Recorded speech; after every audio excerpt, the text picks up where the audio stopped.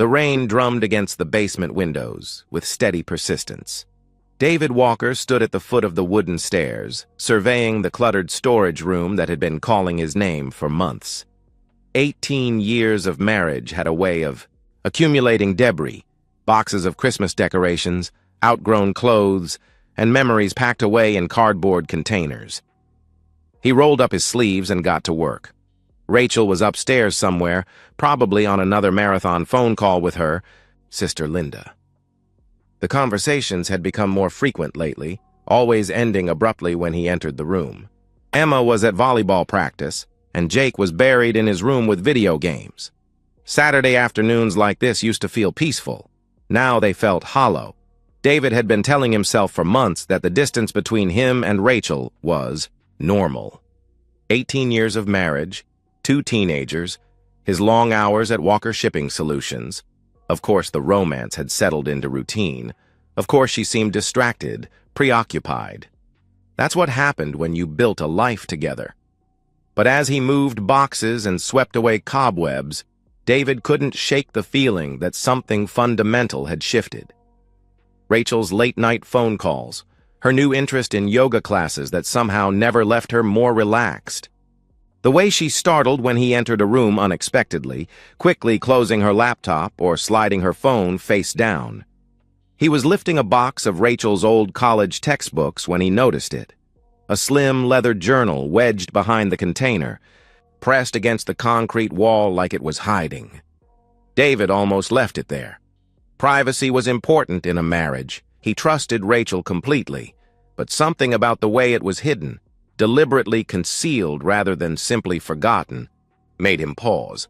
He pulled the journal free, noting how the leather was worn smooth, obviously handled frequently. This wasn't some college relic. The binding was supple, the pages crisp. David opened to the first entry, dated 3 years ago. Rachel's familiar. Handwriting filled the pages with observations about their daily life. Emma's drama with friends, Jake's struggles in algebra, complaints about the grocery budget, normal mom concerns. David smiled, feeling guilty for his suspicion. But as he flipped deeper, the tone shifted. Entries about meeting someone interesting at Starbucks, references to afternoon adventures during hours when David thought Rachel was running errands. His heart began to pound. March 15th. Coffee with Em again today. David's working late all week, perfect timing. Em has this way of making me feel like I'm 25 again. We talked for 3 hours, talked for 2 hours. David's hands began to shake. He forced himself to keep reading, even as his stomach clenched. The entries became more explicit, more detailed. Rachel documented lies she'd told him, alibis she'd crafted. She wrote about hotel rooms, stolen afternoons, the thrill of deception. April 3rd. Close call when David came home early, but I'd already showered and changed. He's so trusting. Never questions anything. Sometimes I wonder if he'd notice if I disappeared for a week. The casual cruelty hit him like a physical blow. David sat heavily on an overturned box, the journal trembling in his grip. He read about Kevin, then Tony, then references to a young guy from the gym, at least 3 different men, maybe more. Each entry revealed a stranger wearing his wife's face. The Rachel in these pages was calculating, unfaithful, and contemptuous of David's trust. She wrote about their marriage like it was a convenient cover story about David himself, like he was a useful but oblivious prop. David pulled out his phone and began taking pictures of key pages. Evidence. He photographed dates and details, forcing himself to remain methodical even as his world crumbled. The last entry he read stopped his heart completely. June 22nd. Relieved the timing worked out after that scare with T. David never questions anything about the kids' schedules, their friends, nothing. Sometimes I think about how different things might have been if that pregnancy test had been positive. But timing is everything, right? David stared at those words until they blurred. The timing of what? Pregnancy test? His mind raced through, implications he didn't want to consider. He closed the journal carefully, his hands surprisingly steady now. The basement felt different, not like the foundation of his family home, but like a tomb. Everything he'd believed about his life, his marriage, his family, was potentially built on lies. But suspicion wasn't proof. If David was going to act on what he'd discovered, he needed more than Rachel's own words. He needed facts that would hold up not just in his own mind, but in court. David stood up, slipping the journal back into its hiding place exactly as he'd found it. Upstairs, he could hear Rachel's voice, still talking to someone who may or may not have been her sister. The sound made his skin crawl. He climbed the basement stairs like a man walking toward his execution, knowing that nothing would ever be the same again. David became two people overnight. The first David went through the motions of his life. Kissing Rachel goodbye in the mornings, helping Jake with homework, cheering at Emma's volleyball games. This David smiled at the right moments, laughed at Rachel's stories, and maintained the comfortable rhythm of 18 years of marriage. The second David was a detective. He returned to the basement journal repeatedly over the next week, each reading, revealing new details he'd missed. Rachel had been methodical in her documentation, noting not just what she'd done, but how she'd covered her tracks. David cross-referenced her entries with his work calendar, family photos, and his own memories. The patterns were devastating. Rachel's affair with Kevin had coincided with David's 3-day business trip to Portland. Her meetings with Tony always happened on Wednesday afternoons when she claimed to be at book club, a book club that David now realized she'd invented entirely. The young guy from the gym encounters aligned perfectly with her Tuesday and Thursday workout schedule. But the most crushing discovery came when David began mapping Rachel's documented infidelities against a different calendar entirely. He pulled out Emma and Jake's baby books and began calculating conception dates. Emma had been born on September 12, 2008. Counting backwards put her conception around mid-December 2007. David flipped through the journal entries, his heart hammering, as he found entries from that period. Multiple encounters with Kevin in December 2007, during a week when David had been traveling for work. Jake's birth date painted an even clearer picture. Born April 3, 2010, his conception would have been around early July 2009. The journal entries from that period documented a particularly intense affair with Tony.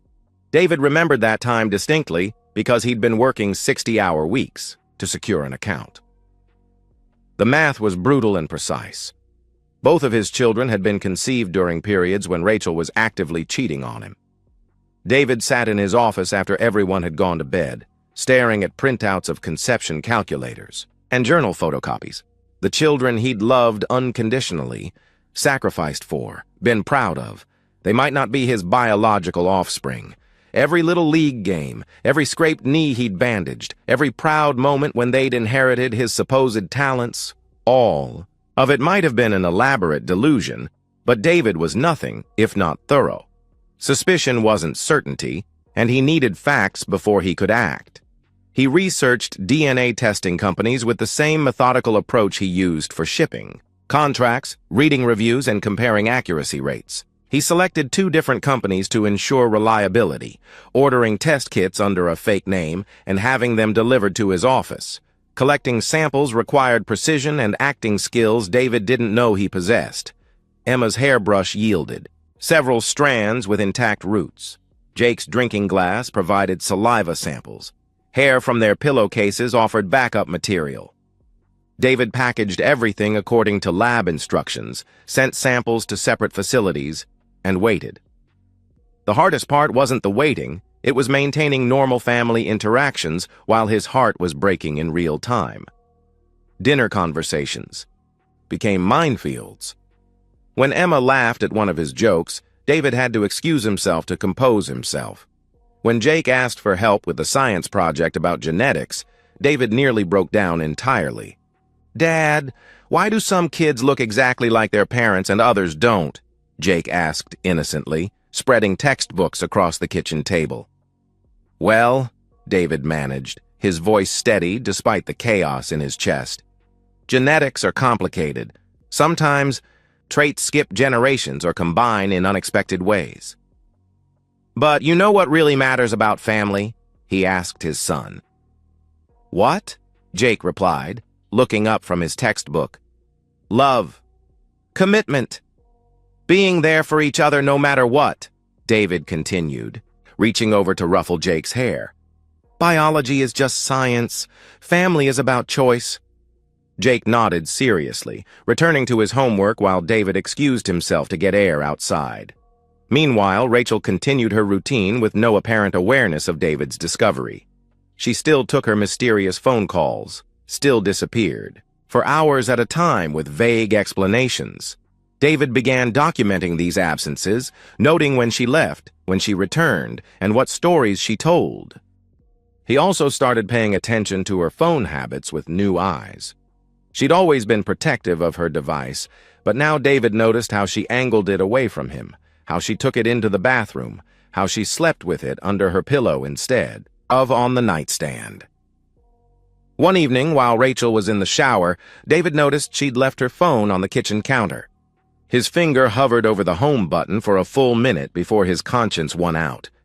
He wasn't ready to become someone who violated privacy without absolute certainty.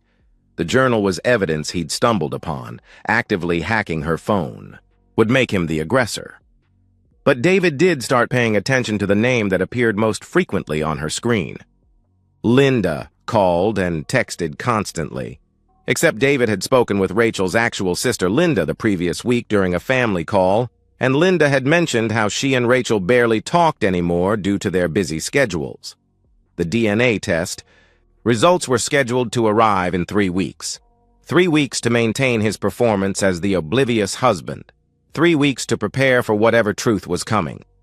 3 weeks to figure out how to protect his relationship with Emma and Jake, regardless of what the science revealed. Because that was the terrible irony David was discovering. Biology might determine paternity, but it couldn't erase 16 and 14 years of fatherhood. These children were his in every way that mattered, and he'd be damned if Rachel's betrayal would cost him the most important relationships in his life. He just had to make sure that when the truth came out, Rachel would be the villain of the story, not him. The DNA results arrived on a Tuesday morning in 2 separate manila envelopes, delivered to David's office while Rachel was supposedly at her yoga class. David had prepared for this moment for 3 weeks, but his hand still trembled as he opened the first envelope. Emma, 0% probability of paternal relationship. The second envelope confirmed what David already knew in his heart. Jake, 0% probability of paternal relationship. David allowed himself exactly 1 hour to grieve. He locked his office door, put his head in his hands, and let 18 years of lies wash over him.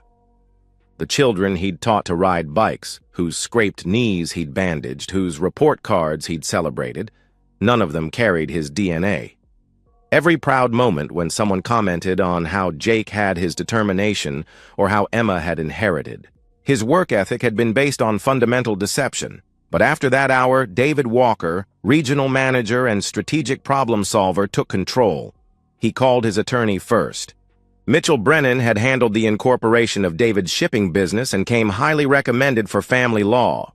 Over coffee at a neutral location, Mitchell explained David's options. Since your name is on both birth certificates and you've been the primary provider for their entire lives, you're the legal father regardless of biology, Mitchell said, spreading documents across the cafe table. But custody battles can get complicated when infidelity is involved. We need to prove not just that Rachel cheated, but that she's unfit as a parent. What constitutes unfitness? David asked. Ongoing deception, emotional manipulation, putting the children at risk through her behavior. Do you have evidence of her current activities? Mitchell replied. David slid copies of the journal, entries across the table. Mitchell read them with the detached interest of a professional, occasionally making notes on a yellow legal pad. This is good, Mitchell said finally. Documented pattern of deception, multiple affairs, cavalier attitude toward the marriage, and children. But these entries are from several years ago. We need current evidence. David had anticipated this. For the past month, he'd been documenting Rachel's lies. Her claim to be at book club when no such club existed. Her yoga classes at times when the studio was closed. Her elaborate stories about helping friends when those friends were out of town. "I need to catch her in something current and undeniable," David said. "Carefully," Mitchell warned. "Nothing illegal, nothing that could be construed as harassment. Just document inconsistencies and let her own lies build the case." The second part of David's strategy involved protecting his assets. His accountant, Janet, helped him understand their financial picture without triggering Rachel's suspicion. Their joint accounts, the house, his business equity, everything was currently vulnerable to division. "Start moving money gradually," Janet advised. "Not hiding it, just consolidating it in accounts where you have better oversight. Document all your contributions to the children's education, healthcare activities. Build a paper trail showing you've been the primary financial provider." The most crucial element of David's plan involved the children themselves. He needed to strengthen their bond without revealing the truth prematurely, and he needed to help them understand that whatever came next wasn't his fault. David began, scheduling individual time with Emma and Jake. Coffee dates with Emma before school, where she talked about college plans and future dreams. Saturday morning hikes with Jake, where they discussed everything from sports to philosophy. During these conversations, David carefully guided discussions toward values, honesty, loyalty, the importance of trust in families. "Dad, what would you do if someone you loved lied to you about something really important?" Emma asked one morning, stirring her latte at their favorite cafe. David studied his daughter's face, wondering if she already sensed something was wrong. "I'd want to know the truth, even if it hurt," he answered. "Lies always cause more damage than honesty, even painful honesty." "What if the truth meant everything would change?" she asked. "Then everything was already built on a lie, and it was going to change eventually anyway," he replied. "Better to face reality and build something authentic than live in a beautiful fantasy." Emma nodded thoughtfully, and David wondered how much she'd already figured out about her mother. His conversations with Jake took a different tone, but covered similar ground. During a hike through Forest Park, Jake brought up a situation with friends where someone had been caught lying. "The thing is, Dad, once you know someone's been lying to you, you start questioning everything they've ever said. It's like the trust just disappears," Jake said. "That's why honesty is so important," David agreed. "Trust takes years to build and seconds to destroy." "Do you and Mom ever lie to each other?" Jake asked. David stopped walking, choosing his words carefully. "I've never lied to your mother about anything important, and I hope she's never lied to me," he said. "But Jake, if you ever found out that someone, anyone, had been lying to you about fundamental things, would you want to know?" "Absolutely," Jake replied firmly. "I'd rather have an ugly truth than a pretty lie any day." David squeezed his son's shoulder, storing that conviction away for when he'd need it. Throughout this preparation, Rachel remained oblivious to David's discoveries.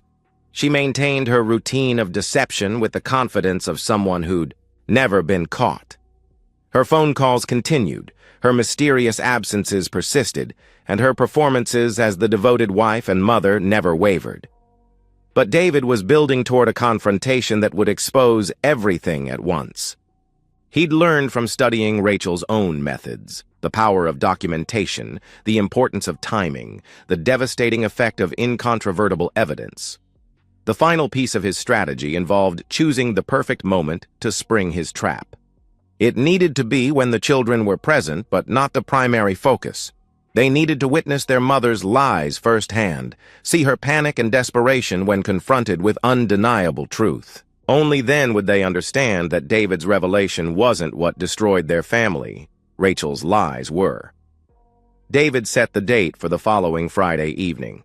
Rachel had already mentioned plans to meet Linda for dinner, despite the real Linda being out of town visiting their mother.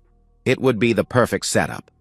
A lie David could immediately disprove, creating the opening he needed to reveal everything else.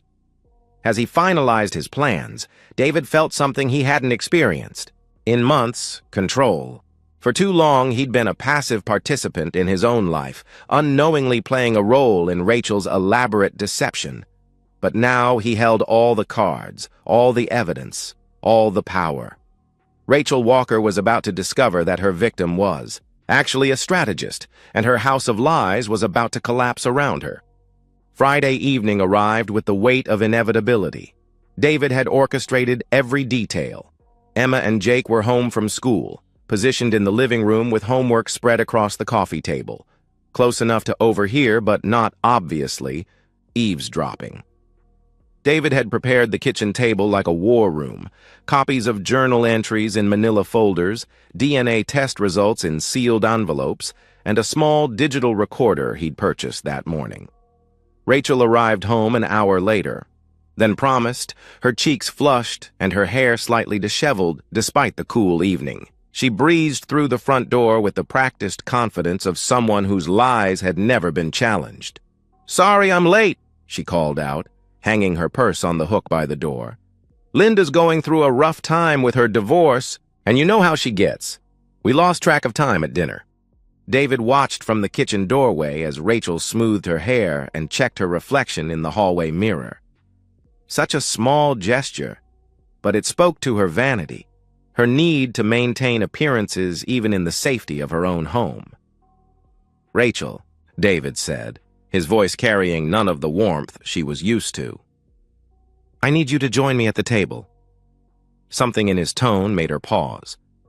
She turned toward him, her expression shifting from casual dismissal to cautious attention. "Is everything okay?" she asked. "Come sit down," he answered. Rachel approached the kitchen slowly, her eyes taking in the folders and documents arranged on the table. David had positioned himself strategically, his back to the living room so the children could see Rachel's face, but not his own. "What's all this?" Rachel asked, settling into her chair with forced casualness. David reached across the table and placed the leather journal directly in front of her. Rachel's face went completely white. Her mouth opened and closed soundlessly. "Is there anything you want to tell me?" David asked quietly. "I don't... What is that?" Rachel's voice was barely a whisper. "You tell me," he replied. "I found it in the basement storage room, hidden behind your college textbooks." Rachel stared at the journal like it was venomous. Her hands trembled as she reached toward it, then pulled back. "David, I can explain," she began. "I'm listening," he said. From the living room came the sound of homework being abandoned as Emma and Jake became aware something serious was happening. It's complicated," Rachel began, her voice gaining strength as she slipped into survival mode. "That journal, it's not real. I mean, it's real, but the things in it are fiction. I was working through some fantasies, some thoughts about what life might be like if things were different." David nodded as if considering this explanation. Then he opened the first manila folder and began reading directly from photocopied pages. March 15th. "Coffee with M again today. David's working late all week. Perfect timing." David's voice remained steady and conversational. "That was during my Portland trip, wasn't it? You told me you spent that evening reorganizing Emma's closet." Rachel's breathing became rapid and shallow. "Those are just stories, David. Creative writing exercises," she insisted. April 3rd. Close call when David came home early, but I'd already showered and changed. "He's so trusting, never questions anything," David continued, flipping to another page. "That was the day you claimed to have food poisoning, remember?" "You're taking this out of context," she protested. David opened the second folder and produced the DNA test results. The papers hit the table with the finality of a judge's gavel. Rachel's composure shattered completely. She lunged for the documents, but David held them out of reach. "Test errors," she gasped. "Those tests are wrong all the time." "Two different labs, Rachel. Two separate tests. Emma and Jake share none of my DNA," he stated firmly. The words hung in the kitchen air like a death sentence. From the living room came the sound of chairs scraping against hardwood floors.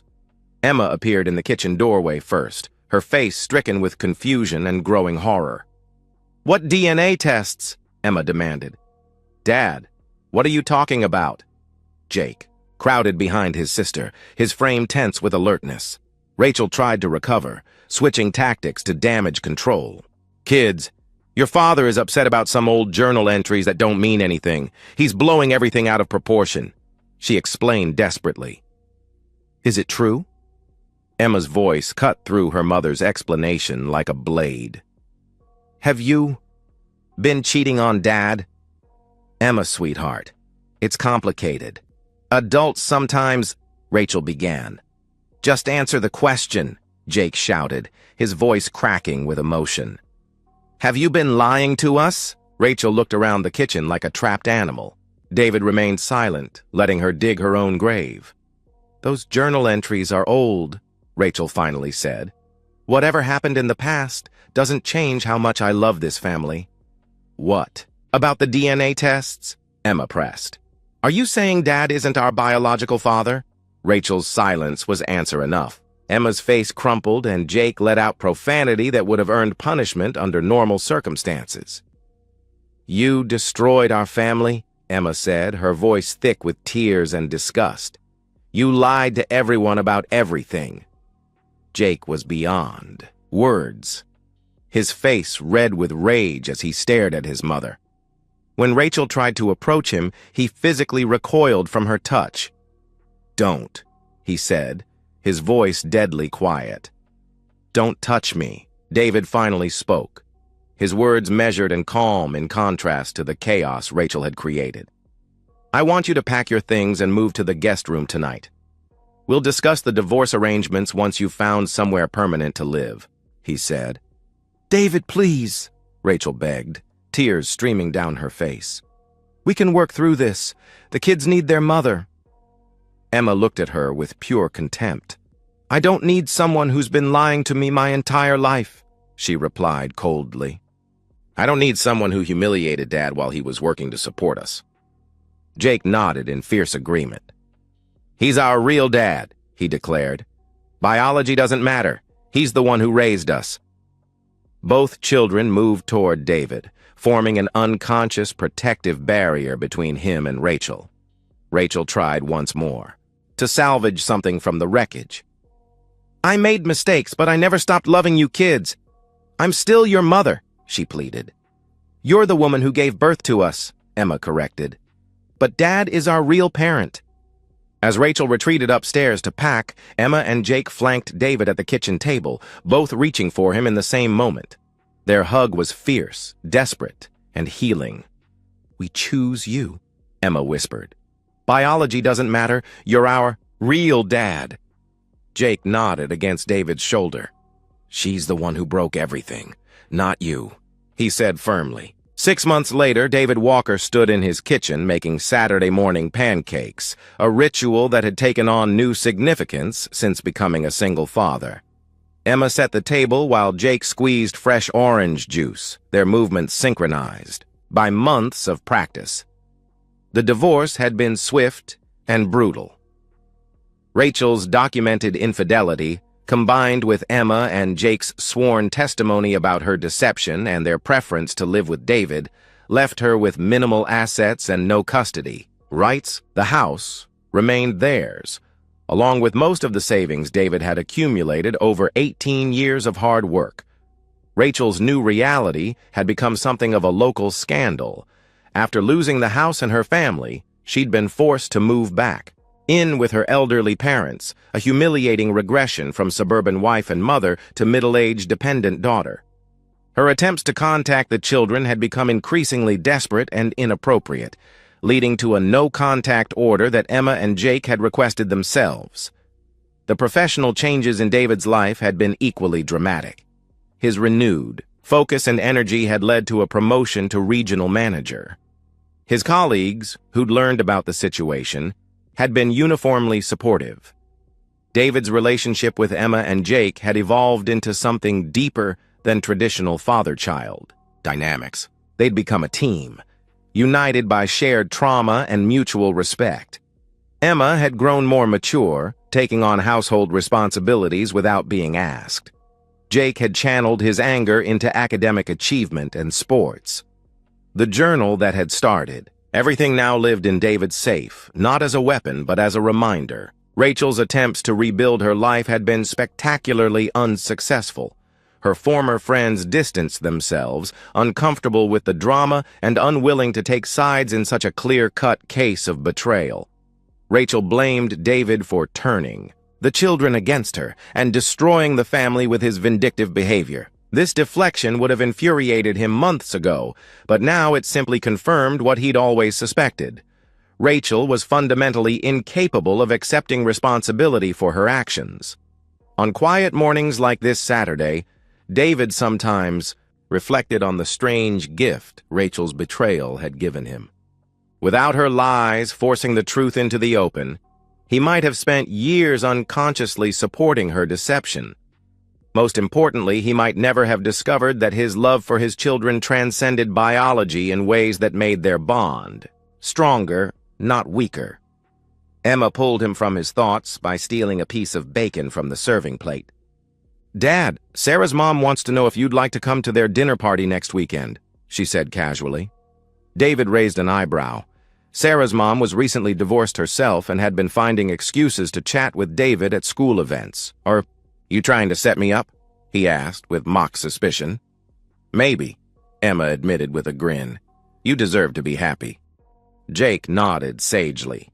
"Plus, she makes really good cookies," he added. David laughed, feeling lighter than he had in years. His children wanted him to find happiness. They felt secure enough in their relationship with him to encourage new connections. Rachel's betrayal, which had once threatened to destroy everything he valued, had actually strengthened the bonds that truly mattered. The truth had set them all free, from lies, from false obligations, from the exhausting pretense of a marriage built on deception.